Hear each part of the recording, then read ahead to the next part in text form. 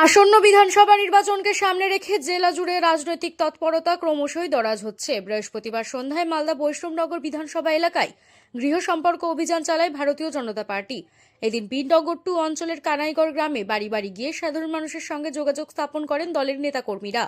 অভিযানে উপস্থিত ছিলেন বিজেপি নেতা তারক ঘোষ সহ অন্যান্য কার্যকর্তারা। বিজেপির পক্ষ থেকে জানানো হয়, মানুষের সঙ্গে সরাসরি যোগাযোগ স্থাপন করে তাদের সমস্যা অভিযোগ শোনা এবং আগামী নির্বাচনের সমর্থন চাওয়াই এই কর্মসূচির মূল উদ্দেশ্য। তারক ঘোষ বলেন, মানুষ ১,৫০০ টাকার ভাতা চায় না, মানুষ কর্মস্থান চায়। তিনি দাবি করেন, কর্মস্থানের দাবিতেই আসন্ন নির্বাচনে মানুষ বর্তমান তৃণমূল সরকারকে বর্জন করবে। পাশাপাশি এলাকাবাসীর কাছে বিজেপির পাশে থাকার আবেদনও জানান তিনি। অন্যদিকে পাল্টা প্রতিক্রিয়ায় তৃণমূল কংগ্রেস দাবি করেছে, বিজেপিকে মানুষ ভোট দেবে না এবং দিদি পুনরায় মুখ্যমন্ত্রী হবেন। নির্বাচন যত এগিয়ে আসছে ততই রাজনৈতিক তরজা ও প্রচার অভিযানের সরগম হয়ে উঠেছে মালদা জেলার বিভিন্ন এলাকা। আজকে মূলত আপনারা বাড়ি বাড়ি গিয়ে কি করলেন? বাড়ি বাড়ি গিয়ে আমরা গৃহ সম্পর্কে বেরিয়েছি। প্রতিটা পরিবারে, প্রতিটা জনসাধারণের কাছে আমাদেরকে পৌঁছাতে হবে এবং আমাদের এই প্রধানমন্ত্রীর চিঠি, আমাদের বিজেপির ইশতেহার কপি এবং প্রতিটা আমাদের উন্নয়নের বার্তা, নরেন্দ্র মোদী যে উন্নয়নের বার্তা আমরা বাড়ি বাড়ি পৌঁছে দিতে চাইছি এবং প্রতিটা বাড়ি থেকেই আমরা এইটুকু রেসপন্স পাচ্ছি। এই জনসাধারণ এই সরকারকে চায় না। এই সরকারের যে ভাতা, এই সরকারের যে যুবশ্রী, এই সরকারের যে কন্যাশ্রী বলছে, এই সব কিছুই কিন্তু এগুলো দিতে চায় না। এরা বলছে যে আমরা চাকরি চাই, আমরা ভাতার উপর নির্ভর করে আমরা কিন্তু সংসার চালাতে পারবো না। স্বাভাবিক ব্যাপার যে আমাদের পশ্চিমবঙ্গ গোলাম বানিয়ে রাখতে চায়। তিনি সরকারের চারদিকে লুটপাট করবেন, তার সিন্ডিকেটের তার যে লোকগুলো, দলীয় কর্মীরা, তারা চারদিকে গুন্ডারাজ চালাবে। কিন্তু তিনি কি করবেন? তিনি করবেন ১,৫০০ ভাতা দিয়ে জনসাধারণকে ফুসলিয়ে রাখবেন। এই ভিক্ষাবৃত্তিটা বন্ধ করুন। আপনারা জনসাধারণের হৃদয় থেকে দূরে সরে গেছেন, শুধু সময়ের অপেক্ষা। এই সময়ের মধ্যে দিয়ে এই সরকার কিছুদিনের মধ্যে পদত্যাগ করতে বাধ্য হবে। অভিযোগ আপনাদের? আমাদের অভিযোগ হচ্ছে এই স্বাস্থ্যকেন্দ্রের জায়গা দখল হয়ে যাচ্ছে, এটাই আমাদের অভিযোগ। জায়গাটাকে দখলমুক্ত করা হোক। এখানে আপনার 6 বেডের একটা ঘর হওয়ার কথা ছিল, আরো বড় করার কথা ছিল, সেটা হয়নি। যেহেতু জায়গাটা পুরোপুরি দখল হয়ে গেছে, যার জন্য সেগুলো কিচ্ছু হয়।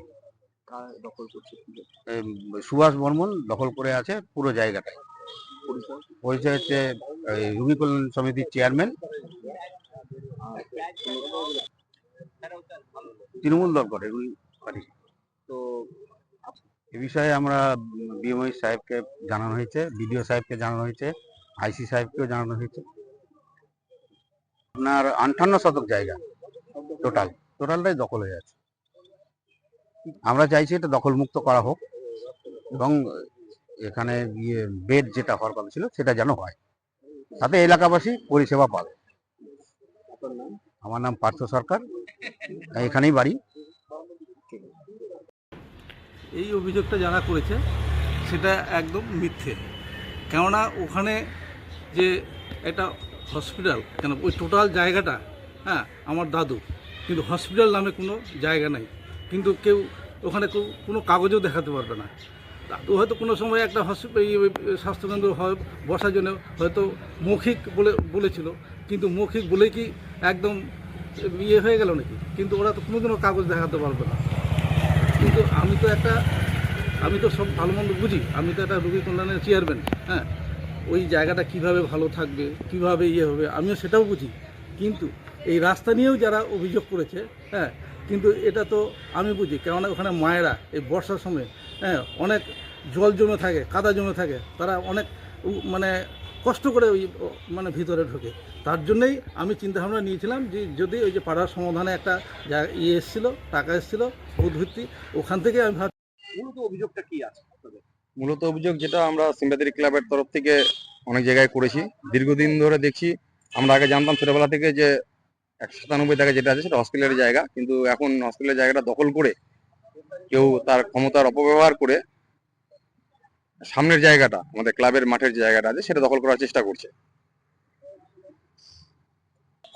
মূলত অভিযোগ যেটা আমাদের প্রায় 1 বিঘার মতো জমি, যেটা আমাদের জায়তন সুস্বাস্থ্য কেন্দ্রের নামে আছে, সেই জায়গাটা আমাদের এখানকার প্রভাবশালী নেতা, যিনি নিজে রোগী কল্যাণ আমাদের বামনগোলা যে রুরাল হসপিটাল আছে তার চেয়ারম্যান, উনি নিজে দখল করে এবং ক্ষমতার অপব্যবহার করে হসপিটালের পিছনের পুরো জায়গাটা দখল করে নিয়েছেন। অবৈধ নির্মাণ করে নিজের বাড়িঘর সম্পূর্ণ করে নিয়েছেন। এর বিরুদ্ধে আমরা অনেকবার প্রতিবাদ করেছি, জানি না সদুত্তর পাবো কিনা, তবে আমি চাইছি আমাদের যিনি মাননীয় মুখ্যমন্ত্রী আছেন তিনি হস্তক্ষেপ করে যেন এই অবৈধ নির্মাণটাকে উচ্ছেদ করেন। হসপিটালটা আমরা শুনেছি যে 6 বেডের একটা অ্যালটমেন্ট হয়েছে, সেটাও যেন আমরা এখানে পাই, তাহলে আমাদের পাকুয়াবাসীরা খুব উপকৃত হবে বলে আমরা মনে করছি। এই রাস্তাটা আমরাও চাই হসপিটালের রাস্তাটা হোক, কিন্তু সেটা অন্য কারো জমির উপর দিয়ে না, হসপিটালের জায়গা দিয়েই হোক, 197 দাগ দিয়েই হোক। এই নিয়ে আমরা বিএমএইচ প্লাস বিডিও অফিসে আইসিকে একটা কমপ্লেন করেছি, দেখা যাক উনি কি সদুত্তর দিচ্ছেন। সে তো 100 বার, সাধারণ মানুষ তো এটা খারাপ চোখেই দেখছে। আমাদের আজকে জাতীয় সুস্বাস্থ্য কেন্দ্রের কোনো উন্নতিটা আমরা দেখতে পাচ্ছি না, শুধুমাত্র